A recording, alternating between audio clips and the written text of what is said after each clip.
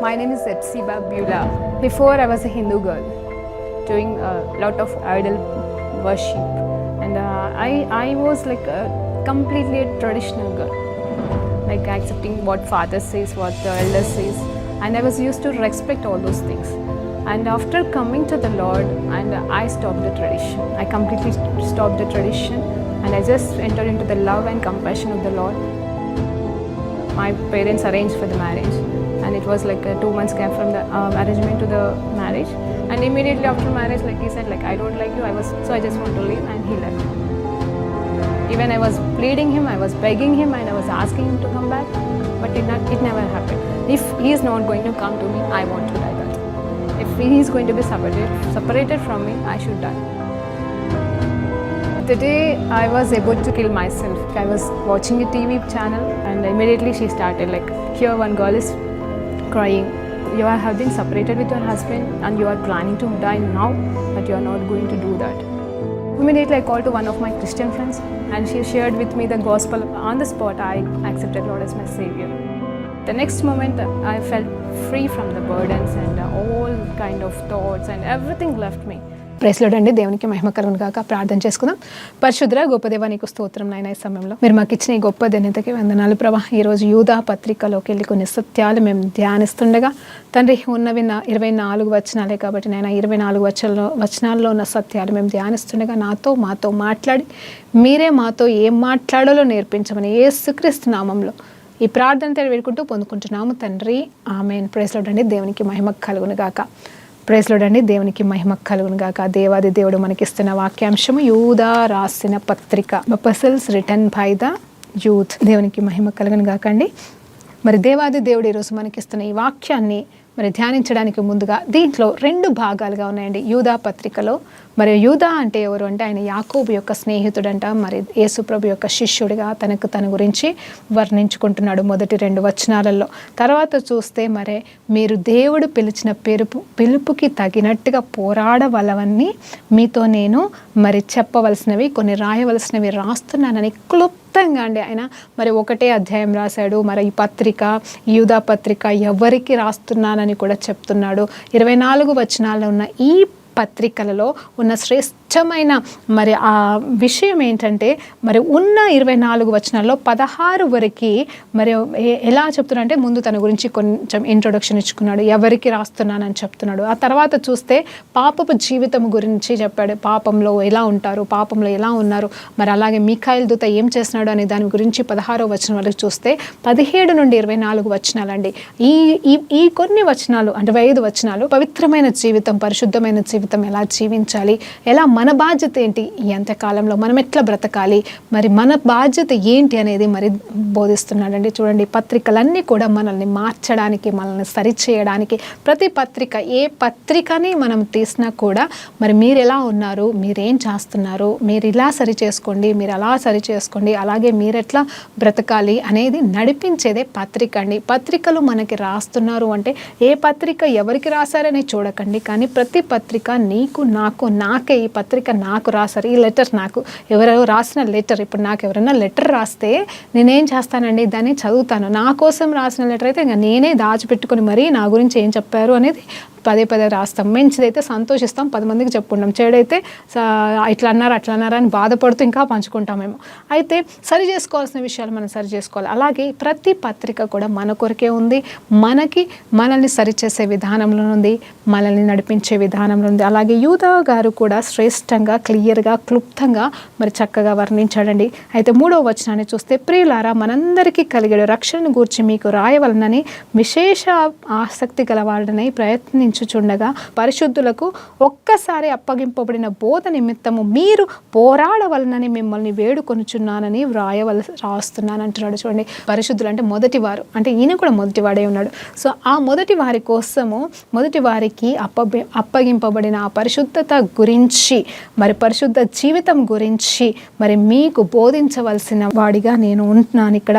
So అంత మాత్రమే కాదు, అప్పచెప్పిన ఆ పరిశుద్ధత జీవిత నిమిత్తము మీరు కూడా పోరాడవలసిన వారిగా వారిగా ఉన్నారని చెప్తూ ఆ పోరాటం ఎలా పోరాడాలి అనేది మరి ఆత్మానుసారంగా ఆత్మచేత నింపబడిన యూదా గారు మనకి బోధిస్తున్నాడండి. మరి తర్వాత వచనాల్లో దేవుని కృపని వ్యర్థపరుస్తున్న వారు మరి చాలామంది బయలుదేరారు. వాళ్ళు దేవుని కృపని ఎట్లా వ్యర్థం చేస్తున్నారు, దేవుని కృప ఉంది కదా అని పాపం చేసినా పర్లేదు, శరీరచ్చలకి పడినా పర్వాలేదని దేవుని కృపని వ్యర్థపరుస్తూ దేవుణ్ణే మరి విసర్జిస్తున్నారని బాధపడుతూ మనకి చెప్తున్నాడు. ఆ తర్వాత చూస్తే మరి ఈ సంగతులన్నీ మీరు ముందటనే తెలిసిన వారని నాకు తెలుసు, కానీ అయినా మరలా మీకు జ్ఞాపకం చేస్తున్నానని గతంలో జరిగిన సంఘటనలను దేవుని ఆత్మచేత జ్ఞాపకం చేస్తున్నాడండి. ఏంటి అంటే మొదటిగా చూస్తే మరి కొన్ని వచనాలు మనం చూసినప్పుడు 9వ వచనం నుండి చూసినప్పుడు మిఖాయిల్ గురించి రాస్తున్నాడు. మిఖాయిల్ దూత అంట మరి అక్కడ సాతాన్ దూతతో మిఖాయిల్ అనేవాడు ఒక శ్రేష్టమైన దూత అయి ఉన్నాడు పరలోకంలో. మరి అతను సాతాను తోటి గొడవ పడాల్సిన పరిస్థితి వచ్చినప్పుడు వెంటనే నీతో గొడవ పడడం దండగా అని చెప్పేసి నిన్ను నేను దేవాది దేవునికి అప్పచెప్తున్నానని చెప్పేసి అంటాడు. ఏ విషయంలో అని చూస్తే అక్కడ మరి మోజెస్ గారి మరి తన శరీరం మరణించిన శవం విషయంలో అక్కడ మరి వాళ్ళు పోట్లాట అనేది జరిగిందంట. అంటే ఆ సిచ్యువేషన్లో కూడా మరి అక్కడ మిఖాయిల్ కావాలనుకుంటే తనతో వాదించవచ్చు, గొడవ పడవచ్చు, కానీ నీతో వాదించడం దండగా అని చెప్పేసి అక్కడ సాతాన్ని దేవునికి అప్పచెప్పడం అనేది కూడా జరిగిందండి. ఆ తర్వాత చూస్తే మరి మనకి మీరైతే తాము గ్రహింపని విషయములన్నింటినీ గూర్చి దూషించిన వారై వివేక శూన్యములుగాను మృగులములుగా వలె వీటిని స్వాభావికంగాను ఎరుగుదురు అంటున్నారు. చూడండి ఇక్కడ ఫస్ట్ 5వ వచనం నుండి 8వ వచనంకి పాప స్వభావం అని వర్ణిస్తూ ఉన్నాడనమాట. ఎలా అంటే నేను చదువుతానండి జాగ్రత్తగా. నేను మీకు జ్ఞాపకము చేయకూర్చున్నానేది ఏమనగా ప్రభు ఐగుప్తులో నుండి ప్రజలను రక్షించినను వారిలో నమ్మకపోయిన తర్వాత నాశనమునకు అప్పచెప్పాడు. చూడండి, ప్రభు అంట దేవాది దేవుడు. చూడండి, మొదటి నుండి వస్తున్నాడు ఆయన మెల్లిగా. ఏమంటున్నా అంటే ప్రభువు మరి ఆ ఇజ్రాయెలైట్స్ని రక్షించినా కూడా కొంతమంది నమ్మలేదంట. నమ్మకపోతే వారిని దేవుడు నాశనానికి అప్పచెప్పాడు. మళ్ళీ తర్వాత చూస్తే మరి దేవుని పరలోకంలో ప్రధాన స్థానంలో ఉన్న దేవుని దూతలంట మరి ఆ స్థానాన్ని పొడగొట్టుకుని పాపపు స్వభావంలో పడిపోయి ఎన్నో తప్పులు చేశారని సాతాన్ దూతల గురించి కూడా ఇక్కడ రాస్తున్నాడు. వారిని దేవాది దేవుడు గద్దించి అగాధంలో పెట్టివేసి ఉన్నాడని చెప్తున్నాడు. ఆ తర్వాత మిఖాయిల్ గురించి చెప్తున్నాడు. అయితే వీరు ఇంకా ఏం పాపం చేస్తున్నారంటే శరీరేచ్ఛలకి లోపడి చేయకూడని పాపాలు చేస్తూ మరి దూతలు కూడా అండి, ఆ పాపపు దూతలు కూడా మనుషుల్లో చొరవబడి చేస్తున్న పాపపు క్రియల గురించి ఇక్కడ వర్ణించాడు. మరి చెప్తా ఉన్నాడు అనమాట. అయితే మనం మాత్రం అలా ఉండకూడదని చెప్తున్నాడు. అయితే అలాంటి వారికి నాశనము తథ్యము, అలాంటి జీవిత విధానాన్ని అనుసరించిన వారికి నాశనమే ఉంది. కాబట్టి అలాంటి వాటి జోలికి వెళ్ళకూడదని హెచ్చరిస్తున్నాడు, మనతో మాట్లాడుతున్నాడు. ఇంకొక మాట 11-12 వచనాల్లో చూసినప్పుడు కయ్యాను గురించి మాట్లాడుతున్నాడు. అతను ఏం చేశాడు తెలుసా అండి, తన సొంత అన్నని అసూయను బట్టి చంపేసి ఉన్నాడంట. ఆ రీతిగా కూడా మనం ఉండకూడదు. అతను కూడా నరకానికే వెళ్ళిపోతున్నాడు అని చెప్తున్నాడు. అలాగే బిలాం లాగా మనము బోధించడానికి లేదు. చూడండి, ఆస్తి కోసం అంటే డబ్బు పట్ల మరి ఆసక్తి కలిగిన వాడే డబ్బు దురాశతో అంటే అదొక ఆపేక్షతో ధనాపేక్షతో ఏం చేశాడంటే మరి రాంగ్ సలహాలు ఇచ్చి ఉన్నాడు.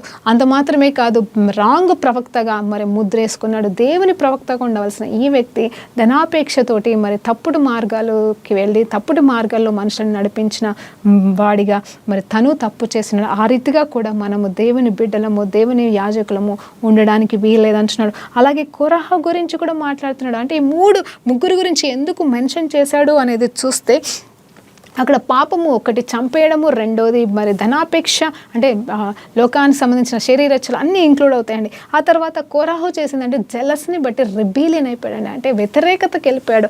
మోజెస్ని, అహరోన్ని, మిరియామ్ని దేవుడు ఎన్నుకుంటే వాళ్ళనే దేవుడు ఎన్నుకున్నాడా, మమ్మల్ని ఎన్నుకోలేదని చెప్పేసి ఒక సైన్యాన్ని లేపుకొని మరి కొరహ మేము కూడా లేవీలమే కదా, మేము కూడా దేవుని స్వరం వింటామని చెప్పేసి విర్రవీగుతూ మరి దేవునికి వ్యతిరేకమైన మాటలు, మోజెస్కి వ్యతిరేకమైన మాటలు మాట్లాడినప్పుడు దేవాది దేవుడు ఆ కుటుంబాన్ని మొత్తము నాశనం చేసినట్టుగా మనం చూస్తూ ఉంటాం. అలాంటి పరిస్థితిలో మనం ఉండకూడదు ఈ అంత్యకాలంలో ప్రాముఖ్యంగా అని దేవుడు చెప్తున్నాడు. అలాంటి వారందరికీ, అలాంటి స్వభావం కలిగిన వారందరూ కూడా నాశనానికే వెళ్ళారు. ఇవన్నీ మీకు ఆల్రెడీ తెలుసు, ఇవన్నీ నేను చెప్పాల్సిన అవసరం లేదు. అలాంటి స్వభావం మీలో ఉందేమో గమనించుకోండి అని మొత్తం పాపం గురించి 16వ వచనం వరకు చేయకూడని విషయాల గురించి, అప్పుడు గతంలో జరిగిన పొరపాట్ల గురించి క్లుప్తంగా ఎక్స్ప్లెయిన్ చేశాడండి యూదా గారు. హల్లెలూయా, దేవునికి మహిమ కలుగును గాక. ఆ తర్వాత 16వ వచనం వరకు కూడా అలా పాపపు తలంపుల గురించి మాట్లాడుతూనే ఉన్నాడనమాట. ఆ తర్వాత వీరు నిర్భయముగా మీతో సుభోజనము చేయొచ్చు. మరి ఎలాంటి వారు ఉన్నారండి? మన మధ్యలో ఇంకా ఉన్నారని చెప్తున్నాడు. అయితే నిర్భయం లేకుండా ఉంటారు, మనతోనే ఉన్నట్టుగా ఉంటారు, మనల్ని ప్రేమించినట్టుగానే ఉంటారు, కానీ వారు మంచివారు కాదు. మీరు వారిని తెలుసుకోవాల్సినగా ఉండాలి. అలాగే గాలి చేత కొట్టకపోయినట్టుగా వాళ్ళు అటు ఇటు కొట్టకపోతూ మరి వాళ్ళు ఏం చేస్తున్నారో వాళ్ళకే తెలియకుండా మరి నిజం చెప్పాలంటే అంత్య దినంలో వారు నాశనానికి మార్గం వైపు ఉన్నారని కూడా ఇక్కడ ఆయన మాట్లాడుతూ ఉన్నాడు 13వ వచనంలో. ఆ తర్వాత తను అవమానమునకును మరియు వెళ్ళక సముద్రము యొక్క ప్రచండమైన అలలుగాను మార్గము తిప్పి తిరుగు చుక్కలుగాను ఉన్నారని వాళ్ళ గురించి చెప్తా ఉన్నాడు. వారి కొరకు గాఢాంధకారము నిరంతరము భద్రము చేయబడి ఉన్నదని చెప్తున్నాడు. ఆదాము మొదలుకొని 7వ వాడైన హానాకు అని చెప్పేసి ఇక్కడ 14వ వచనంలో మాట్లాడుతున్నాడండి. ఆదాము మొదలుకొని 7వ వాడైన హానాకు కూడా వీరిని గూర్చి ప్రవచించి ఇట్లనను, ఇదిగో అందరికీ తీర్పు తీర్చుటకు వారిలో భక్తిహీనులందరూ భక్తిహీనముగా చేసిన వారి భక్తిహీన క్రియలన్నింటినీ గూర్చి భక్తిహీనులైన పాపులు తమకు విరోధముగా చెప్పిన కఠినమైన మాటలన్నింటినీ గూర్చి వారిని ఒప్పించుటకు ప్రభువు తన వేవేల పరిశుద్ధ పరివారముతో వచ్చెను. వారు తమ దూరాశల చొప్పున నడుచుచు లాభం నిమిత్తము మనుషులను కొనియాడుదురు, మరి సునుగుదురు. అలాగే తన గతిని గూర్చి నిందించుట వారికి ఉన్నారు. వారు నోరు డంబమైన మాటలు పలుకును. చూడండి 16వ వచనం వరకు చదువుతుంటే నాకే చదవాలనిపిస్తలేదండి. అంటే ఇలాంటి స్వభావం నీలో నాలో ఉందేమో మనం చూసుకొని పరిశీలించుకోవాల్సిన వారిగా ఉన్నాం. మళ్ళీ చెప్తున్నాను, పత్రికలు మనకు ఎందుకు రాస్తారంటే ఏదైనా అక్కడ ఉంటే అది మనలో ఉంటే, అంటే ఏదైతే ఉండకూడని అక్కడ రాస్తారు ఇవన్నీ మనలో ఉండకూడదు. ఈ 16వ వచనం వరకు జరిగిన చెప్పిన మాటలన్నీ కూడా అలాంటి స్వభావం, అలాంటి దురాశ, అలాంటి మంచి లేని తత్వాలు, ఇలాంటి శరీరాశలు, లేకపోతే మనుషులని నాశనం చేసే తప్పులు, తర్వాత ఇంకా చూడండి ఇంకా నటించే గుణాలు, మరి ఇలా మనం ఉండకూడదని చెప్పేసి మరి అక్కడ మొదటి ఆదాము తర్వాత ఉన్న హానోకు కూడా హానోకు ఎవరండి? ఆయన దేవునితో నడిచినవాడు, మరణాన్నే చూడకుండా పరలోకానికి వెళ్ళిపోయినవాడు. ఆయన కూడా ప్రవచించాడంట ఇలాంటి వారి కోసం ఆల్రెడీ నరకం సత్యమని ఉన్నదని. సో మనము కూడా మనం ఇలాంటి జీవితంలో జీవిస్తే మనకు కూడా నరకం తప్పదని మరి జ్ఞాపకం చేస్తూ ఉన్నాడు దేవాది దేవుడు. అయితే మనం ఎలా బ్రతకాలి అనేది 2వ అంశంగా, అంటే 2 భాగాలుగా యూదా పత్రికలో ఉన్న 25 వచనాలు విభాగించబడితే ఈ 16 వరకు ఎలా ఉండకూడదు, ఎలా ఉండకూడదో చూపిస్తున్న దేవాది దేవుని ఆత్మచేత రాయబడుతున్న మాటలు ఏంటంటే 17వ వచనం నుండి చక్కటి మాటలు ఉంటాయండి. మరి అదంతా చదవాలంటే భయం వేస్తుంది, కానీ ఇప్పుడు ఇది చూస్తే మరి గుండెకి, హృదయానికి నెమ్మదిని తీసుకొచ్చే మాటలు ఇవి మనలో ఉండాలి అని కోరుకునే మాటలు. కాబట్టి దీన్ని క్లుప్తంగా మరి మీరు కూడా పొందుకోమని దేవుని పేరిట మరి అడుగుతున్నానండి. అయితే ప్రియులారా, అంత్యకాలమందు చూడండి, మళ్ళీ అంత్యకాలమందు ఇది యూదా పత్రిక నిజంగా మరి యోహాను గారు రాసిన మరి ప్రకటన గ్రంథంకి ముందుగా ఉంటుందండి. ఆయన ఏం చెప్తున్నాడంటే, అయితే ప్రియులారా అంత్యకాలమునందు మరి తమ భక్తిహీనమైన దురాలోచన చొప్పున నడుచు పరిహాసకులందరూ మన ప్రభు అయిన యేసుక్రీస్తు అపోస్తలకు పూర్వమందు మీతో చెప్పిన మాటలను జ్ఞాపకం చేసుకొనండి. అట్టి వారు ప్రకృతి సంబంధులను ఆత్మ లేని వారై ఉండి భేదములు కలగజేయుచున్నారు. ప్రియులారా, మీరు విశ్వసించు అతి పరిశుద్ధమైన దాని మీద నమ్ముడి. చూడండి, ఆ టైంలో ఇంకా పాపముల గురించి చెప్తున్నాడు. సో వాళ్ళలాగా మనం ఉండకూడదు, కానీ మీరైతే అని చెప్తున్నాడు. ఇక్కడ చూడండి 20వ వచనంలో, ప్రియులారా, మీరు విశ్వసించు అతి పరిశుద్ధమైన దాని మీద మిమ్మును మీరు కట్టుకొనుచు. ఇదండి నిజమైన మరి మార్గం, మనకి మార్గాన్ని బోధిస్తున్నాడు యూదా గారు. ఏమంటున్నారంటే, మీరైతే అతి పరిశుద్ధమైన దాని మీద మిమ్మల్ని మీరు కట్టుకొనుచు పరిశుద్ధాత్మలో ప్రార్థన చేయొచ్చు. పరిశుద్ధాత్మలో ప్రార్థన చేయడం అంటే ఏంటంటే, చాలామంది ఏమంటారంటే పరిశుద్ధాత్మలో అంటే భాషల్లో ప్రార్థన చేయడం. అవును, భాషల వరం లేని వారు ఎట్లా ప్రార్థన చేస్తారు? నేనేమంటున్నా అంటే పరిశుద్ధాత్మ సహాయంతో నువ్వు ప్రార్థన చేయి. ప్రభా, ఈ సమయంలో ఎట్లా ప్రార్థన చేయాలో నాకు తెలియదు, కాబట్టి ఈ పరిస్థితిలో నేను ఎలా ప్రార్థన చేయాలో నేర్పిస్తాడండి దేవాది దేవుడు అని నేను మీ జ్ఞాపకం జ్ఞాపకం చేస్తాడు. అంటే ఈ విల్ టీచ్ యూ, పరిశుద్ధాత్మ దేవుడు మీకు నేర్పిస్తాడు ఎలా ప్రార్థన చేయాలో. పరిశుద్ధాత్మ దేవుడు ఏ పరిస్థితులు ఎలా మరి ప్రభా ఏం చేయాలి అన్నప్పుడు ఆయన బోధించే మార్గంలో సరళం చేసి మనకి నేర్పించే పరిశుద్ధాత్మ దేవుడు మనలో ఉన్నాడు. కాబట్టి అది పరిశుద్ధాత్మ ప్రార్థన అండి. నిజం చెప్పాలంటే కోర్స్ భాషల వరమే, కానీ భాషలతో లేనప్పుడు మరి యథార్థంగా పరిశుద్ధాత్మ సహాయంతో కూడా మనం ప్రార్థన చేయాలి. నిత్య జీవార్థమైన మన ప్రభువగు యేసుక్రీస్తు కనికరము కొరకు కనిపెట్టుచు. చూడండి, నిత్య జీవ మార్గమైన యేసు ప్రభు యొక్క కనికరం అంట. చూడండి, కృపాకాలం కూడా ముగించబడుతుంది కాబట్టి మనకి ఇప్పుడు కోరుకోవాల్సింది కనికరం అండి. ఆయన కనికరం మొదటి నుండి ఉంది కాబట్టి ఇంకా ఈ భూలోకం ఉంది. ఇంకా ఆదాం గారిని దేవుడు నాశనం చేయకుండా భూలోకంలో అలాగే పెట్టి ఉన్నాడు. ఇంకా వంశావళి నడుస్తూనే ఉంది. నిజం చెప్పాలంటే కృప ఉంది, అలాగే కనికరం. ఆయన కనికర పూర్ణుడండి. ఆయన కనికరాన్ని మనము కోరుకోవాలి. కనికరానికి మించినది ఇంకొకటి లేదని దేవుడు జ్ఞాపకం చేస్తున్నాడు. ఇక్కడ కనిపెట్టుచు దేవుని ప్రేమలో నిల్చున్నట్లు కాచుకొని ఉండురి, సందేహపడు వారి మీద కనికరము చూపుడి. సందేహపడు వారంట. ఎలాంటి వారంటే వీళ్ళు సందేహం అంటే ఇక్కడ అన్బిలీఫ్ అని చెప్పడానికి లేదు, కానీ వాళ్ళు ఏంటంటే తెలియని అమాయకత్వం అనమాట. వాళ్ళు ఏం చేయాలో తెలియదు. అవును యేసు ప్రభు సరే ఇట్లా చేస్తాము అట్లా చేస్తాం, కొంతమంది అమాయకంగా అడుగుతూ ఉంటారండి. వాళ్ళకి ఏం తెలియదు నిజంగా. అలాంటి వాళ్ళని చూస్తే నిజంగా జాలేస్తుంది. అలాంటి వారికి మనము సత్బోధ చేయాలి, మంచి మార్గంలో నడిపించాలి. వాళ్ళని చూసి కనికరపడి వారికి మంచి మాటలు చెప్పి వారిని సంధాయించుకోవాలండి. అలా వాళ్ళని సందేహపడుతున్నారని వాళ్ళని అపహాస్యం చేయకుండా వాళ్ళని బలపరచమని దేవుడు చెప్తున్నాడు ఇక్కడ. ఆ తర్వాత అగ్నిలో నుండి లాగినట్టు కొందరిని రక్షించుడి, శరీర సంబంధమైన వారి అపవిత్రత ప్రవర్తనను ఏమాత్రం నొప్పుకొనక దానిని అసహించుకొనుచు భయముతో కొందరిని కరుణించుడి. ఇక్కడ కొంతసేపు ఆగుదామండి. ఏమంటున్నాడు? అగ్నిలోకి వెళ్ళి లాగినట్టుగా కొందరిని రక్షించడి. ఈ మాట నిజంగా చాలా చక్కటి మాట. అగ్నిలోకి వెళ్ళి లాగినట్టుగా లాగాలంట. ఎవరిని లాగాల? ఆ పాపం వైపు చూస్తున్న వారిని, పాపంలో ఉన్న వారిని, మరి అమాయకులని, లేకపోతే అసలు యేసు ప్రభు గురించి తెలియని వారిని మనము పట్టుకోవాలి. ఖచ్చితంగా వారితో మాట్లాడాలి, వారిని సరిచేయడానికి ప్రయాసపడాలి. ఎందుకంటే వారి వైపు మనము చూడకపోతే, వారిని మనము పట్టించుకోకపోతే, వారికి మనము సువార్తగాని బోధించకపోతే, వారిని మనం లాగలేకపోతే వారు వెళ్ళే గమ్యం ఎక్కడ అంటే వారు వెళ్ళాల్సింది నరకానికండి. అందుకోసమే నరకం అంటేనే అగ్ని కదండి. ఆ అగ్నిలోకి వెళ్ళి లాగినట్టుగా మనము సత్య స్వార్థలోనికి వారిని లాగి సత్యంలోకి వారిని నడిపించే ప్రయత్నం మనం చేయవలసిన వారుగా ఉన్నాం. ఈ మాట నేను ఎందుకు చెప్తున్నాను అంటే, ఒకానొక టైంలో ఇది నాకు దేవాది దేవుడు చూపించిన వాక్యం కళలో చూపించాడండి. ఆ రోజు నాకు అర్థం కాలేదు. ఇది కరెక్ట్గా కరోనాకి ముందు ఎగ్జాక్ట్గా మనకి లాక్డౌన్ రాకముందు ఒక 20-25 డేస్ ముందు వచ్చిన కళ అండి.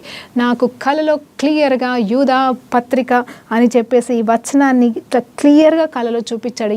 ఏముంది ప్రభు అక్కడ నాకు తెలియదే అని పొద్దున లేసి నేను వెంటనే తీసినప్పుడు అగ్నిలోకి వెళ్ళి లాగినట్టుగా కొందరినైనా లాగు అని చెప్పేసి, అంత మాత్రమే కాదు లాగుచుండగా ఇక్కడ వారి అపవిత్రమైన వాటిని మీరు ముట్టుకొనక వాటి గురించి మీరు మరి వాటిని అసహించుకొనొచ్చు.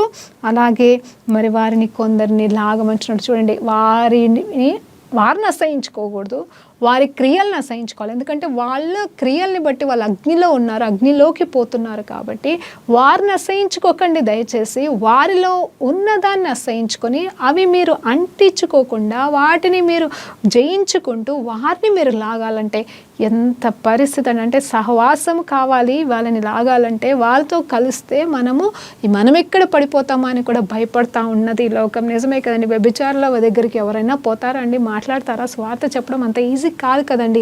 అది ఎంతో వరము, ధైర్యము, ప్రేమ కలిగిన వాళ్ళు మాత్రమే వెళ్ళి మాట్లాడగలరు. అందరూ ఆ పని చేయలేరు కదండి. కానీ దేవాది దేవుడు ఆ కృపని వాళ్ళకి ఇచ్చి ఉంటాడు అండి. అందుకే వాళ్ళు వెళ్తారు. కానీ అలా వెళ్ళి అలాంటి వారితో ఉన్నప్పుడు ఎక్కడ మనము ఆ పాపం జోలికి వెళ్ళొద్దు, అమ్మో వాళ్ళతో పాటుగా మనం కూడా పాపం అయిపోతామేమో అని చెప్పి భయపడే వాళ్ళు కూడా ఉంటారు. అలాంటి వారిని కూడా నేను ఏమనట్లేదు. కానీ ఇక్కడ దేవుడు ఏమంటున్నా అంటే వాళ్ళని అగ్నిలోకి వెళ్ళి లాగినట్టుగా లాగండి. వాళ్ళలో ఉన్నదాన్ని అసహించుకోండి, కానీ వాళ్ళని అసహించుకోకుండా వారిని ప్రేమతో లాగమని ఇక్కడ దేవుడు ఇస్తున్నాడు. ఆ రోజు నాకు అర్థం కాలేదు అసలు ఏంటి ప్రభా ఇదెందుకు చూపిస్తున్నావు, నేను ఎట్లా దీన్ని ఎలా నేను అంటే నేను సేవ ఇంకెట్లా చేయాలి ప్రభా, ఎలా చేయాలి ప్రభా, నేనున్న నిస్సహాయ స్థితిలో నాకేం వచ్చకుంది, నువ్వు సహాయం చేయకుండా నేను చేయలేను, ఎంతమంది నేను లాగగలను ప్రభా, నా వల్ల కాదే, అల్పురాలని పోరాడుతున్నాను. ఈ లోపల కరోనా లాక్డౌన్లు, కరోనా సీజన్ రానే వచ్చిందండి. నిజంగా అనుకున్నాను ఇదేంటి ప్రభా నువ్వు ఎలా చూపించావా లేదో, ఈ లాక్డౌన్ రావడం ఏంటి, ఇప్పుడు ఎంతమంది నరకానికి వెళ్ళే పరిస్థితిలో ఉన్నారు, ఇప్పుడు చనిపోతున్నారు, అంటే ఎలా అంటే ఊపిరి ఎలా వెళ్ళిపోతూ ఉంది, వీళ్ళందరూ పరలోకానికి వెళ్తున్నారా, నరకానికి వెళ్తున్నారా, వీళ్ళందరినీ నేను ఎలా లాగేది ప్రభా, వీళ్ళందరూ ఆల్రెడీ వెళ్ళిపోతున్నారు, ఇందులో ఎంతమంది రక్షించబడ్డారు, ఎంతమంది రక్షించబడలేదని కొంచెం పోరాటం అండి, కొంచెం ఆత్మీయ పోరాటం, కొంచెం మానసికంగా పోరాటం, భయం ఒకవైపు నుండి ప్రభా నువ్వు చెప్పావు కానీ నేను ఏం చేయలేని స్థితిలో ఉన్నాను, కనీసం కాలు బయటకెట్టి ఎవరికి సువార్త చెప్పలేము, ఇప్పుడు వెళ్ళి సువార్త చెప్పడానికి కూడా లేదే, ఈ సువార్త చెప్పే లోపల ఎంతమంది చనిపోతూ ఉంటారు అని చెప్పేసి అదొక రకమైన బాధ, వేదన. కానీ దేవుడు వాగ్దానం చేసిన దేవుడు, నమ్మదగిన దేవుడు, నా ప్రజలు నా తట్టు తిరిగి ప్రార్థన చేసినప్పుడు నేను క్షమిస్తానన్నట్టుగా ఎంతోమంది ప్రార్థనలు దేవుడు ఆలకించి ఆ కరోనానే లయపరిచేశాడు. మరి ఎన్నో మరణాల నుండి దేవుడు కాపాడినాడు, ఎంతోమందిని మరణాంచులాగా కొంతమంది వెళ్ళినను, మరి చాలామందిని దేవుడు కాపాడాడు. కొంతమంది మరి పరలోకం వెళ్ళిపోయారా, నరకానికి వెళ్ళిపోయారా, ఇప్పుడు నాకు తెలియదండి. కానీ దేవుడు మాత్రం మనకి ఆజ్ఞనిచ్చి ఉన్నాడు, ఆ మాటనిచ్చి ఉన్నాడు. మరి ఆయన లాగమంటున్నాడు, ఎలా లాగాలో తెలియలేదు. ఆ టైంలో ఈ టీవీ పరిచర్య అప్పటికీ ఆరంభించబడిందండి, ఉంది. అప్పటికి 3-4 సంవత్సరాలైంది. ఈ కరోనా టైంలో స్టూడియోకే రావడానికి లేదు, లేకపోతే అసలు అన్ని ద్వారాలు మూయబడి ఉంది. అయినా సరే దేవుని కృపతో టీవీ ఛానల్ మాత్రం ఆగకుండా మరి టీవీ పరిచర్య మాత్రం చేసే కృపనిచ్చాడు. ఎందుకు ఈ మాట అంటున్నానంటే, నేను పలికే ఏ మాట కూడా నా సొంతంగా చెప్తే అది తప్పైపోతుంది. కానీ ప్రభా సహాయం చేయి అని చెప్పేసి ఆయన సన్నిధిలోనే ఆయన వాక్యాన్ని నేను తీసి చెప్పడం, ఉన్నట్టుగా బోధించడానికి నేను ప్రయాసపడతా ఉంటానండి. ఎందుకంటే ఈ వాక్యం సముద్రము లాంటిది, ఎన్నిసార్లు చెప్పినా మరి కొత్తది, ఎన్నిసార్లు మాట్లాడుకున్నా మనం మర్చిపోతూ ఉంటామేమో. కాబట్టి ప్రతిరోజు జ్ఞాపకం చేసుకోమంటున్నాడు. యెహోషువతో అనలేదా అండి దేవాది దేవుడు, మరి ప్రతిరోజు వాక్యాన్ని ధ్యానించమంటున్నాడు, దివారాత్రులు వాక్యం ధ్యానించబడు. అవునండి, మీరు కావాలంటే యూట్యూబ్కి వెళ్తే చూడొచ్చు, ఒక్కొక్క మాటని మరి దేవుడు ఎట్లా నాకు నేర్పిస్తూ ఉంటే మీకు బోధించడం అనేది సంవత్సరాల నుండి జరుగుతూనే వచ్చింది. ఈ రోజు కూడా మరి ఈ రోజు నేను ఎంతమందిని నా మాట ద్వారా నేను లాగబోతున్నానో నాకు తెలియదు. నా దగ్గర ఈ తలాంత తప్ప ఏ తలాంత లేదు, ఇది ఒక్కటి మాత్రమే నేను చేయగలను. ఎందుకంటే నాకంటే ఒక సంఘం ఏం లేదండి. కానీ నేను ఎక్కడికి వెళ్ళి స్వార్థ చెప్పగలనో కూడా లేదో కూడా నాకు తెలియదు. కానీ దేవుడిచ్చిన ఈ తలాంతని ఈ రకంగా ఈ టీవీ ద్వారా వాడుకుంటున్నాను ప్రభా. కానీ నువ్వు ఎంతమందిని బలపరుస్తున్నావో, ఎంతమందిని ధైర్యపరుస్తున్నావో, ఎంతమందిని మారుస్తున్నావో, ఎందుకంటే నన్ను ఒక టీవీ ద్వారా రక్షించుకున్నావు కదా ప్రభా. మరి నేనైతే ఇది మాత్రమే చేయగలను, నువ్వు ఇంకేమైనా చేయగలవు ప్రభా అని చెప్పేసి మరి ఆపాల్సిన పరిచర్యని కూడా ఆ లాక్డౌన్ టైంలో మరి అలాగే కొనసాగించడం, ఈ రోజు వరకు కూడా మరి టీవీ పరిచర్య ద్వారా మేము ముందులో నిలబడడం అనేది జరుగుతుంది. అది కేవలం ఆయన ఇచ్చిన దర్శనం, ఆయన ఇచ్చిన మాట ఏంటంటే అగ్నిలోకి వెళ్ళి లాగినట్టుగా కొందరినైనా లాగంటున్నాడు ప్రభా. నేను ఎంతమందిని లాగుతున్నానో నాకైతే ఏం ప్రూఫ్ లేదు, పరలోకమే రాసుకుంటుందో రాసుకోవట్లేదో నాకు తెలియదు. కానీ ప్రభా నువ్వు నాకప్ప చెప్పిన ఈ బాధ్యతను నేను చేస్తున్నానని చెప్పేసి చేస్తున్నాను. ఇది నా సాక్ష్యంగా చెప్తున్నానండి, క్షమించండి. ఏది ఏమైనా సరే ఇక్కడ యూదా గారు కూడా తన పత్రిక అదే కదండి, దేవునికి మహిమ కలను కాక. ఈ పత్రిక ఎన్ని వేల సంవత్సరాల కింద రాయబడిందో, తను ఎన్ని రోజులు రాశాడో, ఎవరికి రాశాడో అది తర్వాత విషయం. కానీ ఇక్కడ చూస్తే మనకి ఈ పత్రిక ఈ ఒక్క పేజ్ 25 వచనాలు ఎవరు ఎన్నిసార్లు చదివి ఉంటారో, ఎంతమంది దేని నుండి బోధించున్నారో, ఎంతమంది దేని ద్వారా నేర్చుకుని ఉన్నారో. కానీ దేవాది దేవుడు ఈ చిన్న పత్రికని నాలో ఉన్న ఒక్క వచనాన్ని నాకు కలలో చూపించి దేవుడు నాతో మాట్లాడి నేను సేవలో ఇంకా కొనసాగించుటకు, ఈ భారమైన సేవని కొనసాగించుటకు కృపనిచ్చి ఉన్నాడు. అందుని బట్టి కూడా దేవునికి మహిమ కలుగును గాక. హల్లెలూయా అండి. ఆ తర్వాత చూస్తే వచనాలు సందేహపడు వారి మీద కనికరపడు అని చెప్తున్నాడు. కాబట్టి వాళ్ళకి ధైర్యాన్ని ఇవ్వు, వాళ్ళు మరి రావచ్చా రాకూడదా, మాకు దేవుడు వస్తాడా, మాకు కూడా యేసు ప్రభు దేవుడేనా అని కొంతమంది అమాయకంగా అడుగుతూ ఉంటారు. మరి నేను పాపం చేశాను, నన్ను దేవుడు క్షమిస్తాడా అని సందేహంగా భయంగా అడుగుతూ ఉంటారు. అలాంటి వాళ్ళని చూసి కనికరపడండి, అసహించుకోకండి, వాళ్ళని లాగండి.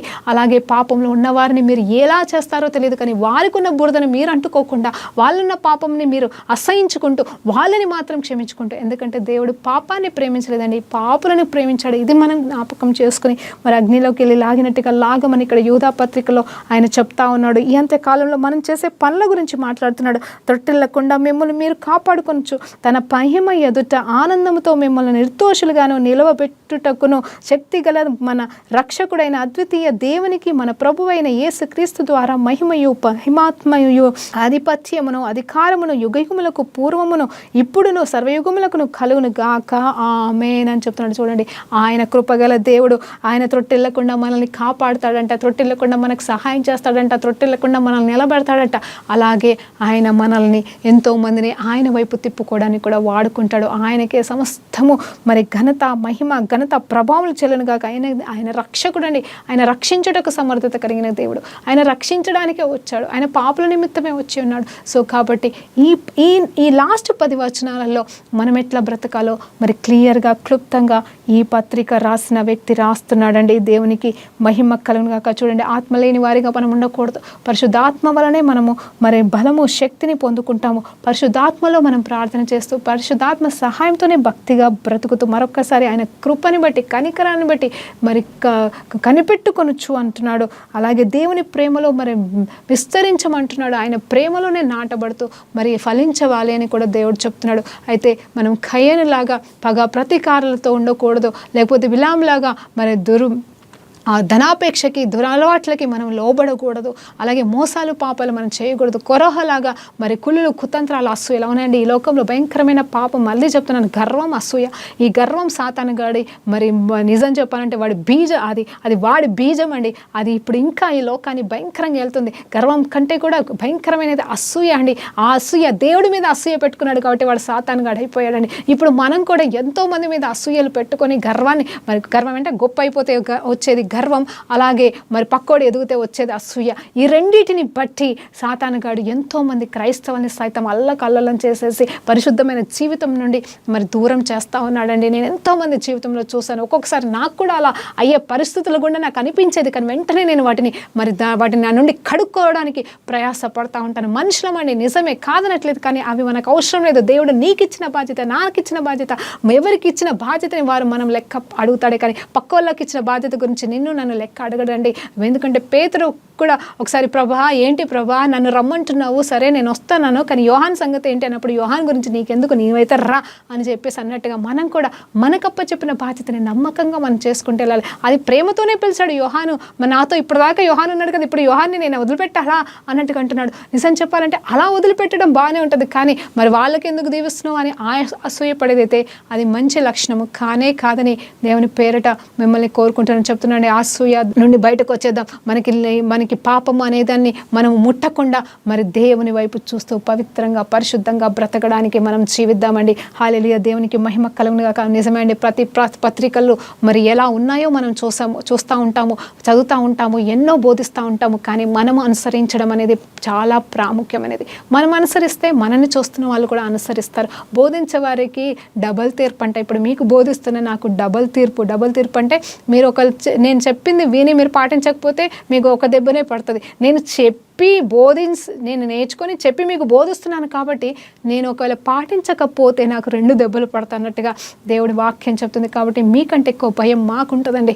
కానీ మనం ఏది చేసినా దేవుని మహిమార్థమే చేయాలి, దేవుని కొరకే చేయాలి, దేవుని లాగానే జీవించే ప్రయత్నం చేయాలి. కాబట్టి లాగుదామా, కొందరినైనా అగ్నిలోకి వెళ్ళి లాగినట్టుగా లాగుదామా మనము అని తీర్మానం తీసుకుందాము, ప్రార్థన చేసుకుందాం. పరిశుద్ధ గొప్ప దేవా నీకు స్తోత్రం. యూదా పత్రికలోని కొన్ని సత్యాలు మేము నేర్చుకున్నాం. ఎలా ఉండకూడదో మొదటి 16 వచనాల్లో, ఆ తర్వాత ఎలా జీవించాలో మన బాధ్యత ఏంటో, మా బాధ్యత ఏంటో క్రైస్తవులుగా మరి చివరి 10 వచనాల్లో బోధించిన ఈ పత్రిక రచయితను బట్టి మీకు 1000 కోట్ల వందనాలు ప్రభా. ఈ పత్రికలో ఉన్న ప్రతి మాట ప్రభానైనా మేము అనుసరించుటకు సహాయం చేయమని వేడుకుంటూ యేసుక్రీస్తు నామములో ప్రార్థనతో వేడుకుంటూ కృతజ్ఞతాస్తుతులు చెల్లిస్తున్నాము తండ్రి. ఆమేన్. ప్రైజ్ లార్డ్ అండి. దేవునికి మహిమ కలుగును గాక.